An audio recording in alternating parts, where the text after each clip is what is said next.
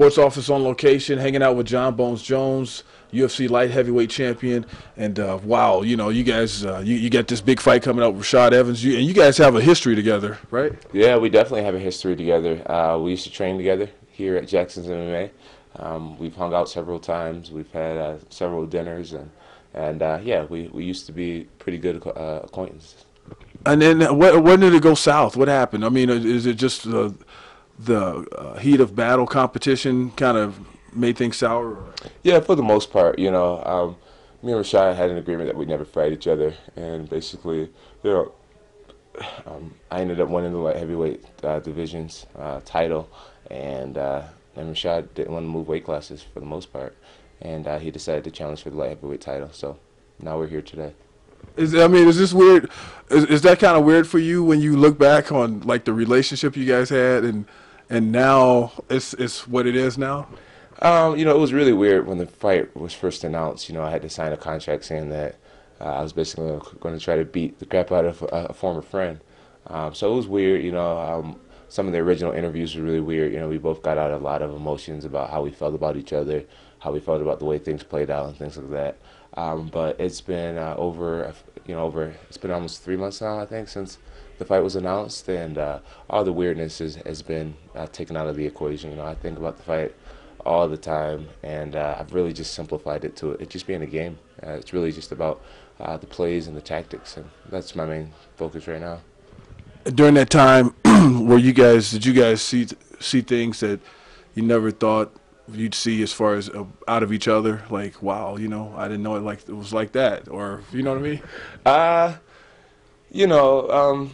None of it's really surprising me. I do believe in some interviews that he's done. He's definitely stretched the truth about who I am and things like that. But at the same time, we're going against each other. Right now, I'm on Rashad's negative end of his energy. So Rashad's a smart guy. He's a witty guy.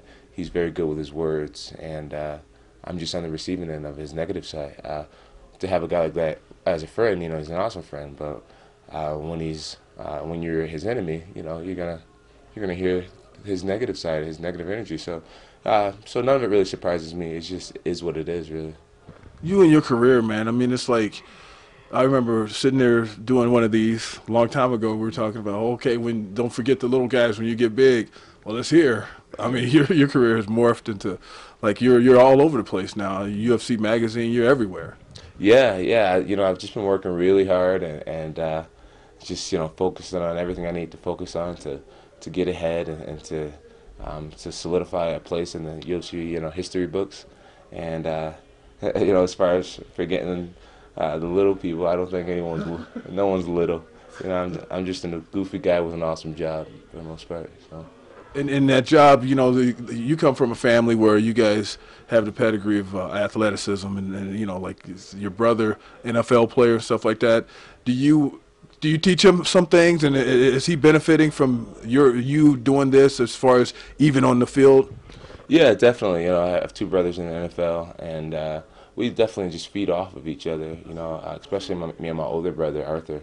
He plays for the Baltimore Ravens, and he's here throughout this training camp. Just keeping me even more focused on my diet and pushing me to do the extra. Sometimes I don't want to make it back to the gym for the fifth time in one day. And he's like, let's go, brother, and he picks up my duffel bag for me, he carries it to the car, and he drives me to the gym, and, he hands me my water bottle when I'm exhausted. He's everything, man. He's somebody that I trust with everything, and I'm just grateful to have him. So to answer your question, we feed off of each other to the most higher when and he feeds off of me as well. I teach him a lot about warrior spirit and just really working super hard. I don't think in the NFL people train 5 times a day, and that's something he's learned from me.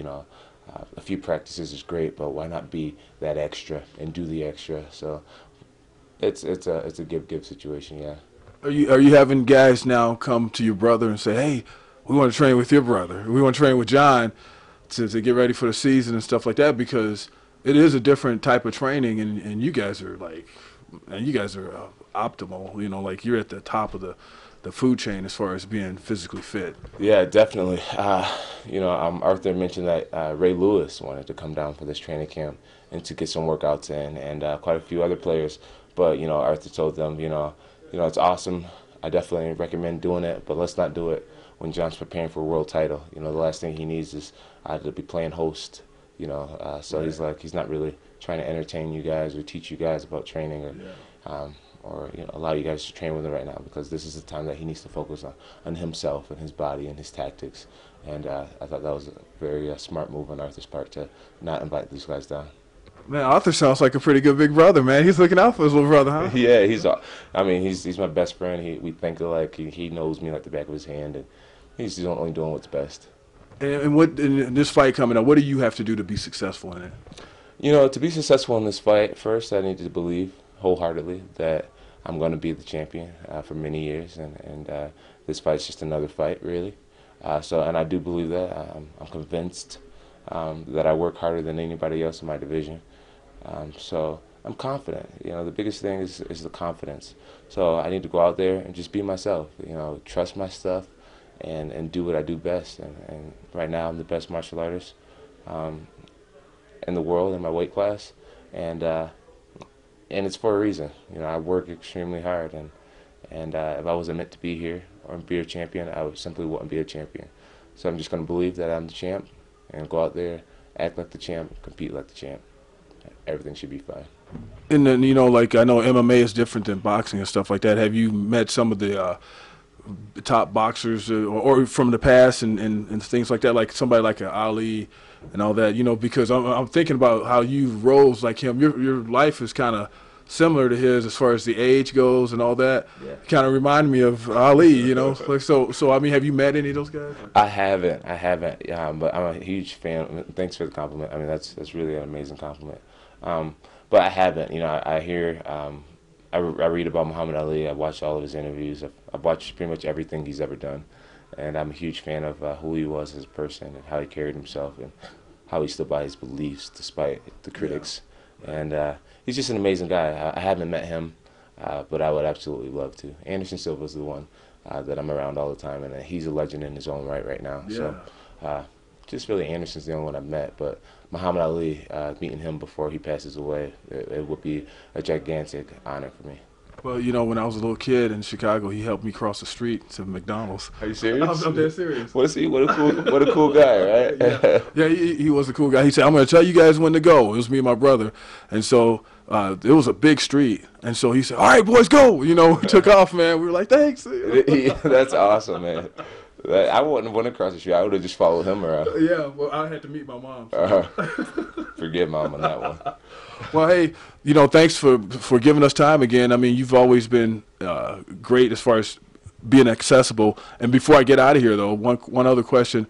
What concerns you the most about Rashad in this whole bout? What concerns me the most? Honestly, really, nothing concerns me. Nothing concerns me in the fight. I believe, man. I'm really convinced that I've trained harder than him, and I'm convinced that I think more about success and victory more than him. I mean, success is a passion of mine, and I'm not concerned. When you work as hard as I work, there's no need to be afraid of failure. So I really feel good, and I hope that doesn't sound arrogant, but it's the way I feel. Right. No, you always present everything with the humble spirit and just enjoy the prospering, man. Right. Something like that, yeah. All right, John Bones Jones. He's going to be fighting pretty soon here coming up. What's the date again, John? April 21st. April 21st. UFC 145. So April 21st, UFC 145. You guys be there. Pay-per-view. Get those wallets out and start contributing. We'll see you next time.